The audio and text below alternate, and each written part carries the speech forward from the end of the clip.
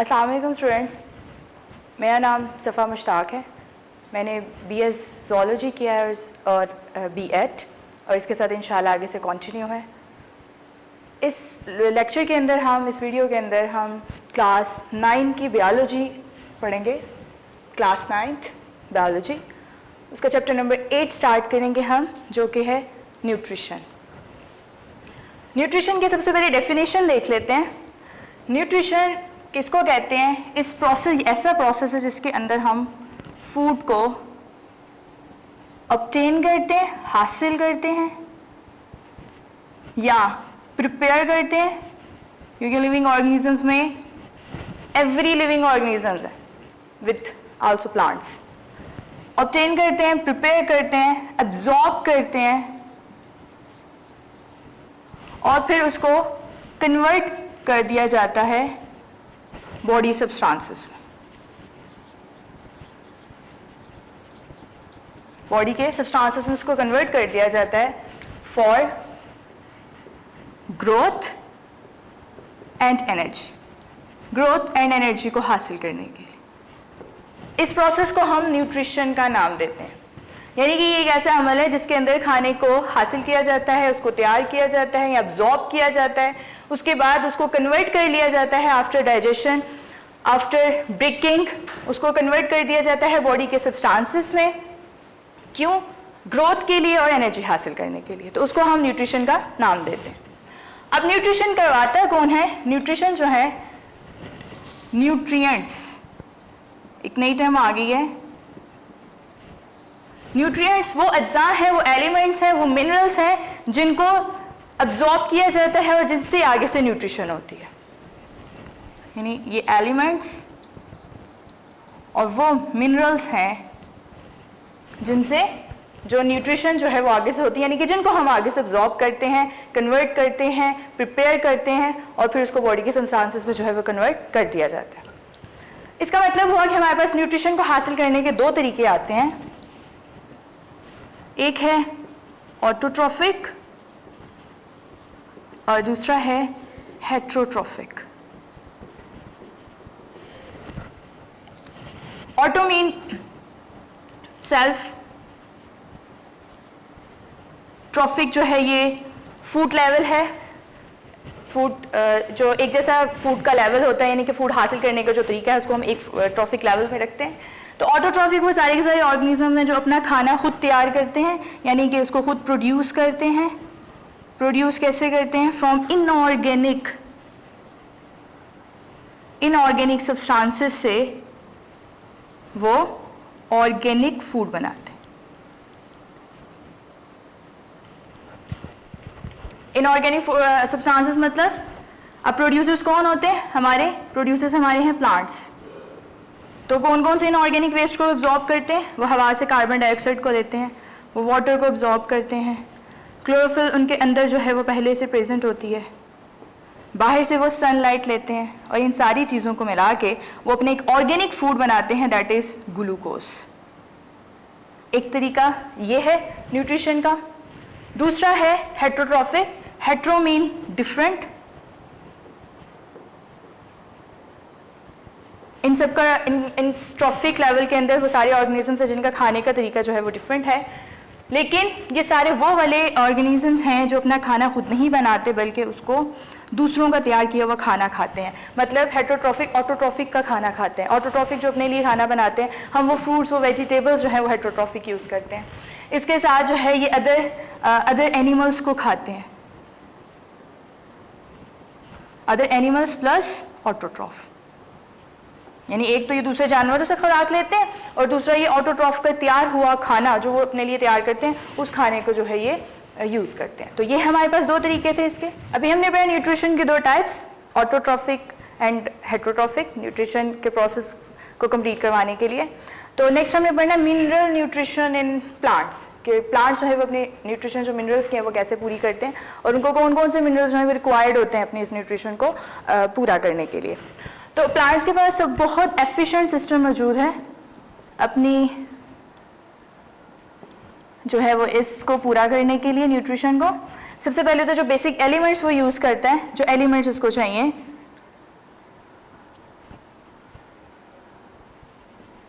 basic elements like other organisms, oxygen,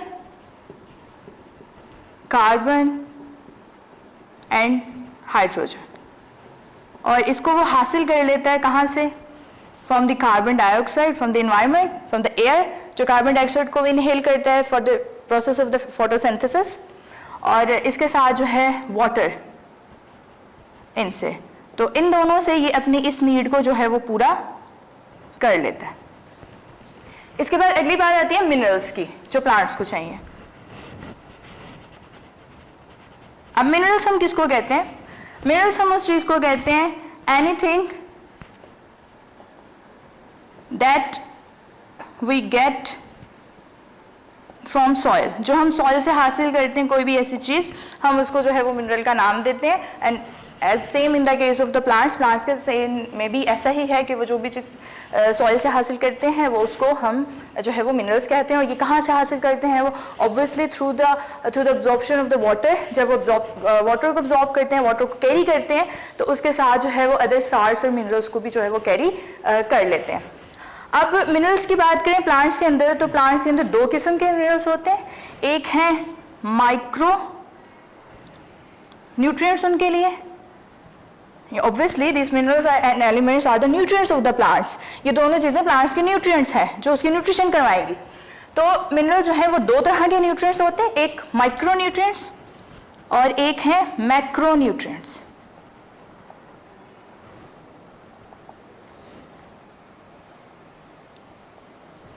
micro mean small, यानी the nutrients that required in the small quantity. ये वो nutrients हैं जिनकी मिकदार plants को जो है वो थोड़ी चाहिए। और macro nutrient, macro mean large,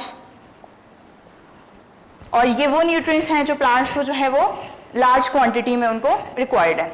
लेकिन बेशक ये माइक्रो न्यूट्रिएंट्स अब एक चीज स्मॉल क्वांटिटी में रिक्वायर्ड है, लेकिन फिर भी अगर इनमें से एक भी न्यूट्रिएंट उसको नहीं मिलता प्रॉपर क्वांटिटी में जितनी उसको चाहिए, तो वो एबनॉर्मल ग्रोथ करेगा, वो ग्रोथ अपनी जो है वो ठीक तरीके से नहीं करेगा, उसके अंदर एबनॉर्मेलिटी क्रिएट हो जाएगी।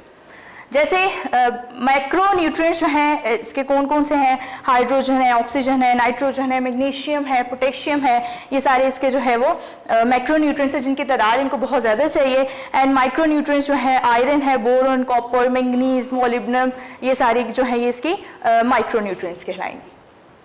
अब हम इनको डिस्कस कर लेते हैं बारी बारी दोनों को कि कौन कौन से जो हैं। पहले जो है इसके देख लेते हैं हम मैक्रो न्यूट्रिएंट्स कौन कौन से हैं जो प्लांट्स को जो है वो रिक्वायर्ड है।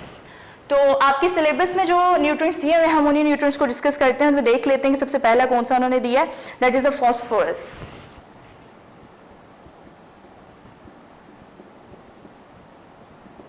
फॉस्फोरस इसकी ये कहाँ कहाँ उसको चाहिए?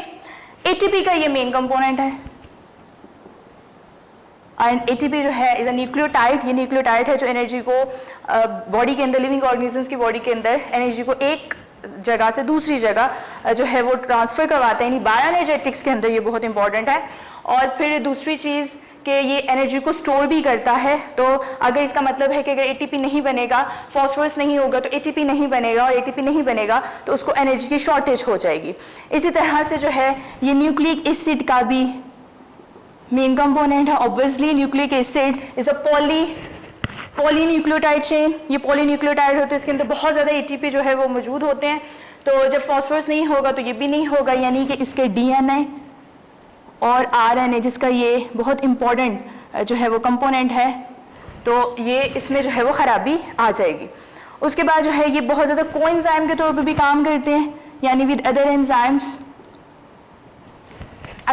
के साथ जो है ये एज अ जो है उसके साथी के तौर पे काम करते हैं, उसके कंपेनियन के तौर पे काम करते हैं ये। उसके बाद जो है इसके अलावा ये सीड जर्मिनेशन के लिए बहुत ज़रूरी है। मतलब अगर ये नहीं बनेंगे तो सीड जर्मिनेट ही नहीं करेगा। सीड अपने बीज के अंदर से जो पौधा है छोटा सा छुपा हुआ होता है वो निकलेगा ही नहीं, तो सीड जर्मिनेशन नहीं होगी। फिर उसके बाद जो है फोटोसिंथेसिस के लिए ये बहुत ज़रूरी है। फोटोसिंथेसिस के बाद जो है ये प्रोटीन फॉर्मेशन भी करवाता है, और प्रोटीन फॉर्मेशन जो है ये ज़रूर करवाएगा इसकी मदद से, क्योंकि ये न्यूक्लिक एसिड का मेन पार्ट है, और न्यूक्लिक एसिड का काम भी जो है वो प्रोटीन बनाना होता है, जो कि नेचुरल प्रोटीन हमारे अंदर कोड हुई होती है, इनहेरिटेड होती है, वो इसी के अंदर वो फॉर्मेशन जो है वो डीएनए और आरएनए ही करवाता है। तो यानी कि ये सारी चीज़ें एक दूसरे से इंटररिलेट करती हैं, और सिर्फ एक चीज़ की वजह से, सिर्फ एक फॉस्फोरस के ना होने की वजह से कितने काम जो है वो बॉडी के अंदर वो रुक जाते हैं। नेक्स्ट है पोटेशियम।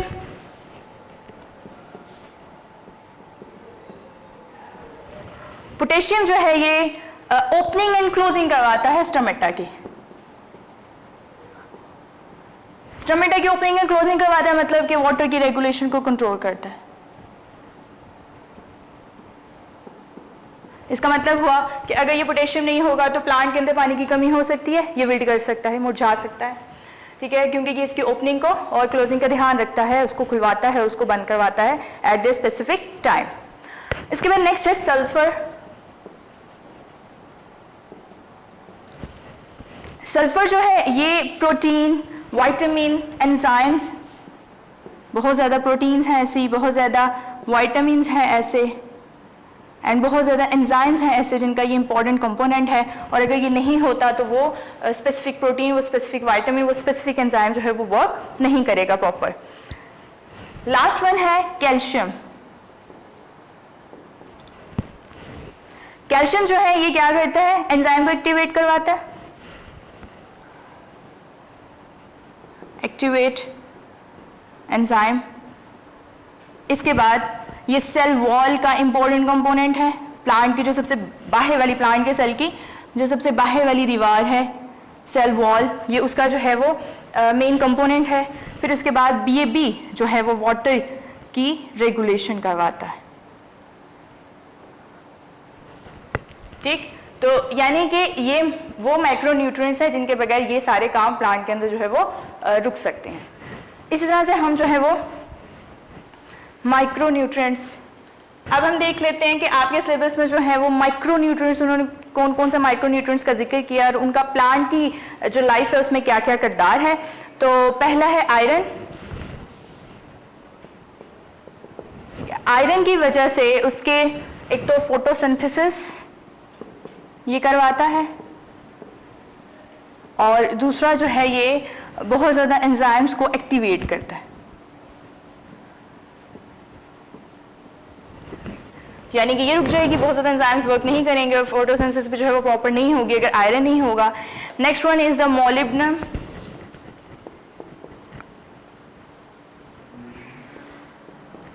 मोलिब्डेनम भी एक बहुत इंपॉर्टेंट कंपोनेंट है ऑफ एंजाइम्स। एंजाइम्स का ये बहुत ज़्यादा इंपॉर्टेंट कंपोनेंट है,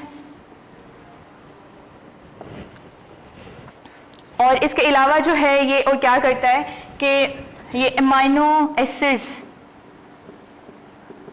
को बिल्ड करवाता है, यानी उनकी बिल्डिंग में, यानी कि प्रोटीन फॉर्मेशन में ये काम करता है कि बहुत ज़्यादा अमाइनो एसिड्स है जिनको आपस में जुड़वाने में ये बहुत मावन साबित होता है। इसके बाद नेक्स्ट है आपका बोरॉन। बोरॉन जो है ये सेल डिवीजन में, प्लांट के जो सेल हैं उनको डिवाइड करने में हेल्प देता है। इसके अलावा जो है ये शुगर की ट्रांसपोर्ट करवाता है, यानी कि जो वो फोटोसिंथेसिस के दौरान शुगर बनाते हैं उसकी ये क्या करवाता है, ट्रांसपोर्ट करवाता है, उसको एक जगह से दूसरी जगह जो है वो ट्रांसफ़र करता है। इसके बाद कॉपर है। कॉपर भी जो है वो एक इम्पॉर्टेंट कंपोनेंट है, बहुत ज़्यादा एंजाइम्स का इंपॉर्टेंट कंपोनेंट ऑफ एंजाइम्स, बहुत ज़्यादा एंजाइम्स का ये इंपॉर्टेंट कंपोनेंट है और उनको वर्किंग में हेल्प देता है। इसके बाद नेक्स्ट है मैग्नीज। ये बहुत ज़्यादा इंपॉर्टेंट रिएक्शंस हैं दो, एक फोटोसिंथेसिस प्लांट के अंदर करवाता है एंड आल्सो द रेस्पिरेशन के लिए भी ये प्लांट्स के अंदर जो है वो बहुत जो है वो इम्पॉर्टेंट है। उसके बाद जो है जिंक है। जिंक भी जो है large quant number of enzymes का ये कंपोनेंट है, अहम। क्लोरीन है, क्लोरीन वाटर की ऑस्मोसिस करवाता है। ऑस्मोसिस क्या है, ये एक टाइप है for the movement of the water from higher solute concentration to lower solute concentration, solvent की मूवमेंट होती है इसमें। उसके बाद जो है निकल है, तो निकल भी नाइट्रोजन के मेटाबॉलिज्म के लिए जो है वो बहुत ज़रूरी है। इसके बाद हमारा नेक्स्ट टॉपिक आता है role of nitrogen and magnesium. ये दो ऐसे एलिमेंट्स हैं इसके जो बहुत ज़्यादा ज़रूरी हैं तो इनका जो रोल है वो हम अलग से देखेंगे। हम दोनों की बारी बारी बात करते हैं। सबसे पहले हम नाइट्रोजन की बात करें कि नाइट्रोजन का क्या किरदार है। बहुत ज़्यादा किरदार तो भी हम देख भी चुके हैं इसका। ये प्लांट के अंदर जो है प्रोटीन का अहम जुज़ है, ये इसके अंदर जो है न्यूक्लिक एसिड का है। इसी तरह से ये बहुत ज़्यादा हार्मोन्स हैं, उनका जो है बहुत इंपॉर्टेंट जुज़ है। फिर वाइटामिन्स हैं बहुत ज़्यादा, तो ये इन सब का जो है वो कंपोनेंट है। फिर इसके अलावा नाइट्रोजन की जो मेटाबॉलिज्म है वो ही बहुत ज़्यादा ज़रूरी है प्लांट की जो है वो ग्रोथ के लिए। लेकिन कोई भी लिविंग ऑर्गेनिज्म है ना तो वो किसी चीज़ की एक्सेस बर्दाश्त कर सकता है और इस तरह से ना ही किसी चीज़ की वो कमी बर्दाश्त कर सकता है। बिल्कुल प्लांट के सीन में भी ऐसा ही है।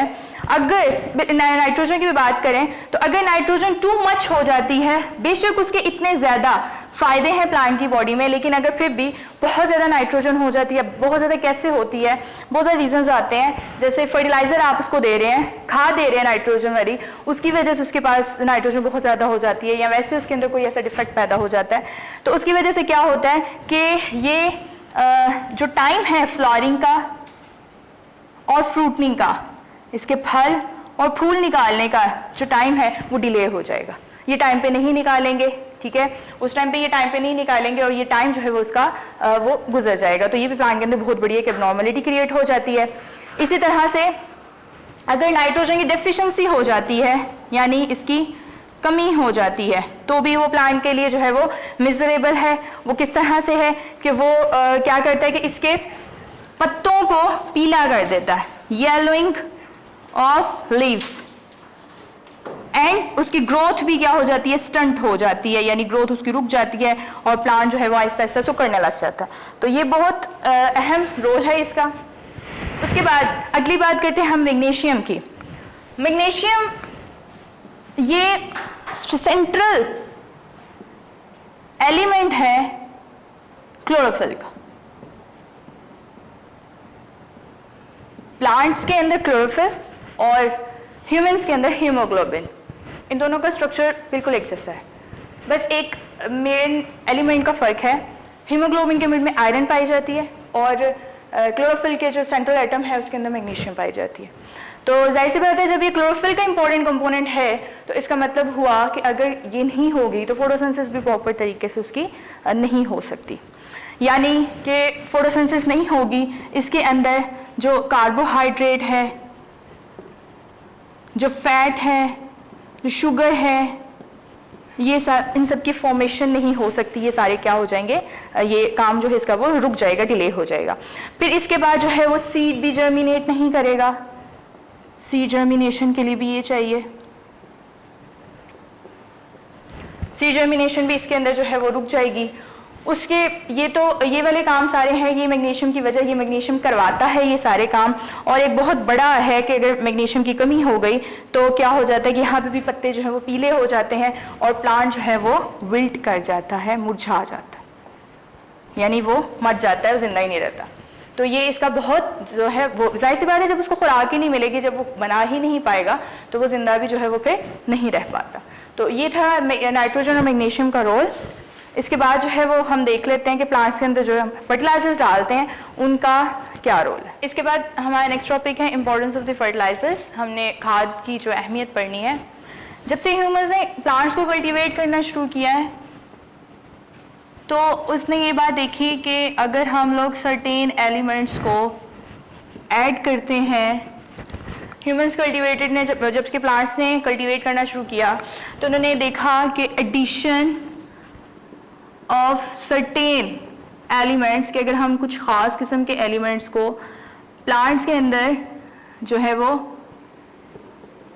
ऐड करते हैं तो उसकी वजह से उसके अंदर हमें बहुत ज़्यादा अपनी मर्ज़ी के डिज़ायरेबल जो है वो हमें उससे करैक्टरिस्टिक्स मिल जाते हैं। अब वो करैक्टरिस्टिक्स मतलब क्या मिलता है हमें, यानी कि हमें बेटर यील्ड मिल जाती है, ठीक है, मोर क्रॉप मिलती है। इसके अलावा जो है अट्रैक्टेड फ्लावर्स होते हैं, उसके ज़्यादा खूबसूरत फूल उन जिनको जो खाद वाले प्लांट्स होते हैं जो खाद से ग्रो करते हैं उनके ज़्यादा अच्छे खूबसूरत जो है वो फूल निकलते हैं, फिर उनकी जो ग्रोथ है उन प्लांट्स की वो भी बेटर वो शो करते हैं।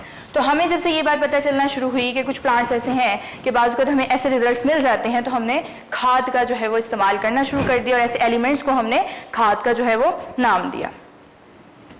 अब खाद जो है हमने उसको क्लासिफाई किया है दो कैटेगरीज में, एक है ऑर्गेनिक और the second one is the inorganic. ये दो तरह के फर्टिलाइजर्स हैं, एक है organic and the second one is inorganic, ये दो तरह के। अब इन दोनों में देखिए, ऑर्गेनिक जब भी हमारे जहन में वर्ड आए, हमारे जहन में आना चाहिए फौरी तौर पर लिविंग ऑर्गेनिजम्स, यानी इसका रिलेशन है लिविंग से। हर वो चीज़ जो हम लिविंग से हासिल करते हैं वो ऑर्गेनिक होती है। इसी तरह से इनऑर्गेनिक जब हमारे जहन में आता है तो इसका मतलब है कि non living things like rock, like soil, इन चीज़ों से जो चीज़ हमें हासिल होती है वो सारी इनऑर्गेनिक की कैटेगरी में जो है वो आती है। तो अब पहले हम देख लेते हैं इनऑर्गेनिक फर्टिलाइजर्स के बारे में। इनऑर्गेनिक फर्टिलाइजर्स भी नेचुरली अक्रिंग हमें बहुत ज़्यादा मिले, जैसे हमें फॉस्फेट रॉक, जिप्सम, ठीक है, और इसके अलावा सल्फर, इसके रॉक, ये सारे वो वाले फर्टिलाइजर्स हैं जिनको हमें मॉडिफाई नहीं करना पड़ा केमिकली खुद सिंथेसाइज नहीं की, हमें गॉड गिफ्टेड मिली, नेचुरली मिली, बस हमने इसको वहाँ से जो है वो एक्सट्रैक्ट करवाया था। तो ये हमने जब डाली तो ज़्यादातर जो इनऑर्गेनिक फर्टिलाइजर्स होते हैं वो ज़्यादातर ऐसे होते हैं जो कि ना फौरी तौर पे वाटर में डिज़ोल्व हो जाते हैं और वाटर जो है वो उसको ईजीली कंडक्ट कर लेता है थ्रू जाइलम, विद वाटर, पानी के साथ जो है वो इसको आसानी से कैरी करके ले जाता है डिज़ोल्व उसको, यानी कि ज़्यादातर ये इसमें हल हो जाते हैं। अब बात कर लेते हैं इनऑर्गेनिक की इस तरफ। तो जो हमारे पास ऑर्गेनिक, हम ऑर्गेनिक की बात कर लेते हैं। तो जो हमारे पास ऑर्गेनिक फर्टिलाइजर्स हैं ये वो हैं जो हमें प्लांट्स और इसके साथ जो है वो हमें लिविंग मटेरियल से जो हासिल होते हैं उनको हमने जो है ये इसका नाम दिया। ये ज़्यादा कॉम्प्लेक्स होते हैं, मोर कॉम्प्लेक्स हैं एंड डिफ़िकल्ट टू ब्रेक। ये ऐसे होते हैं कि जिनको ना प्लांट इजीली नहीं तोड़ पाता और इसी तरह से उसको फिर इसको तोड़ने में, इसको अपटेक करने में, इसको कंडक्ट करने में वो टाइम लेता है, उसको मुश्किल पेश आती है। जैसे अक्सर हम जो है वो ये मैन्यूर और कंपास यानी कि गोबर भी डालते हैं, एनिमल वेस्ट को भी हम खाद के तौर पर जो है वो यूज़ करते हैं, उसको डालते हैं, लेकिन उसकी वजह से हमें बहुत ज़्यादा मुश्किलात भी आ रही हैं, प्रॉब्लम्स भी फेस करनी पड़ रही हैं। जैसे वो सॉइल की जो ड्रेनेज है उसकी निकासी का जो सिस्टम है वो ख़राब हो रहा है। इसके अलावा हमें मतलब इसके डिसएडवांटेज देख लेते, वैसे इसको हमने अगले टॉपिक में भी पढ़ना है अभी, डिसएडवांटेज। तो वो इसके क्या हैं कि हमें क्या हो रहा है कि जो सॉइल ड्रेनेज हो रही है,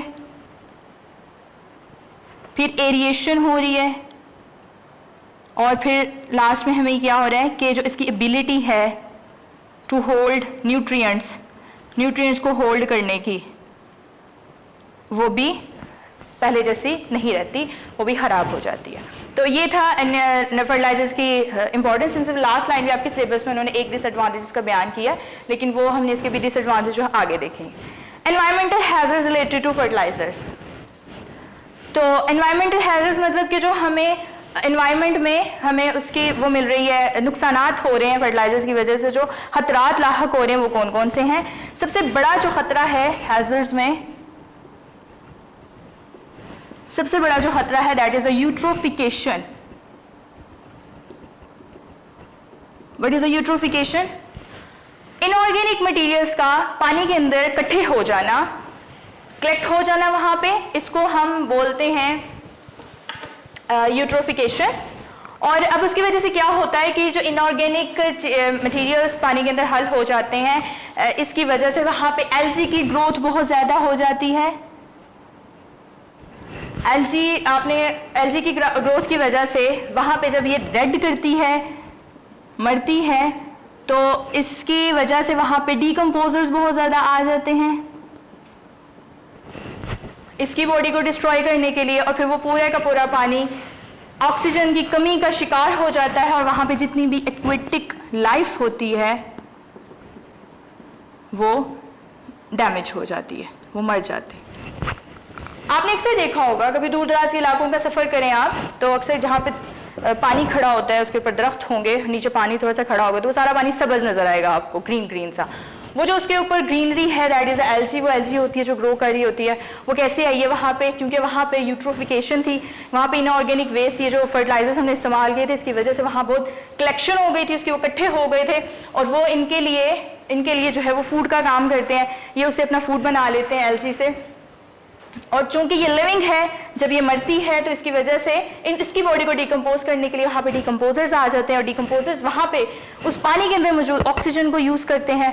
फिर एल्गी जो पूरी सरफेस के ऊपर ग्रो कर जाती है, उसकी वजह से जो लाइट का पाथवे होता है वो भी रुक जाता है, रोशनी पानी के अंदर नहीं पहुँच पाती, और इन चीज़ों की कमी की वजह से क्या होता है कि वो एक्वेटिक लाइफ डैमेज हो जाती है। दैट इज कॉल्ड, इसको बोलते हैं यूट्रोफिकेशन।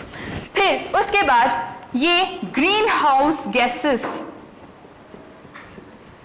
भी उसके एडिशन में भी काम करी, यानी बहुत ज़्यादा ग्रीन हाउस गैसेस हैं जिसको ये आगे बढ़ावा दे रही हैं। जैसे जो नाइट्रोजन के फर्टिलाइजर्स हैं वो अमोनिया बनाते हैं, और अमोनिया एक्स्ट्रा जो अमोनिया है वो नाइट्रोजन के ऑक्साइड्स, एक्सेस अमोनिया ये बना देती है, एनवायरनमेंट में एंटर हो जाती है। इसी तरह से सल्फर के भी बहुत ज़्यादा कंपाउंड्स हैं जो कि बाद में सल्फर के ऑक्साइड्स बना के वो भी एनवायरनमेंट में हो जाते हैं। तो फिर दूसरा एक बहुत इंपॉर्टेंट जो हमने ऊपर भी पढ़ा इसका कि फर्टिलाइजर्स जो हैं वो सॉइल की न्यूट्रिएंट कैपेसिटी को भी खराब कर देते हैं, न्यूट्रिएंट होल्डिंग कैपेसिटी, यानी कि जो नेचुरली उसके अंदर एबिलिटी थी कि वो एनवायरनमेंट को, सॉइल को पकड़ के रखता था, उसके अंदर जितने न्यूट्रिएंट्स थे उनको होल्ड करके रख सकता था, वो अब खराब हो जाती है, वो डिपेंडेंट हो जाता है उस फर्टिलाइजर के ऊपर। तो उसके बाद जो है सॉल्युबल जो ऑर्गेनिक कंपाउंड्स हैं जो पानी में हल हो जाते हैं उनके अंदर, तो लीचिंग के प्रोसेस के जरिए ग्राउंड वाटर में शामिल हो जाते हैं, फिर ग्राउंड वाटर वापस हमारे ड्रिंकिंग पर्पस के लिए आ जाता है, तो इससे भी जो है वो बहुत ज़्यादा एनवायरनमेंट में प्रॉब्लम्स क्रिएट हो रही हैं। तो ये था हमारा आज का लेक्चर यहाँ तक। Next lecture that is the components of the human food, ये इंशाल्लाह हम नेक्स्ट वीडियो में पढ़ें। वीडियो पसंद आई तो लाइक करें, अपनी राय कमेंट करें। ऐसे ही मजीद वीडियोस के लिए हमारा चैनल सब्सक्राइब करें और बेल का आइकन दबाएं ताकि आपको हर वीडियो का नोटिफिकेशन मिलता रहे।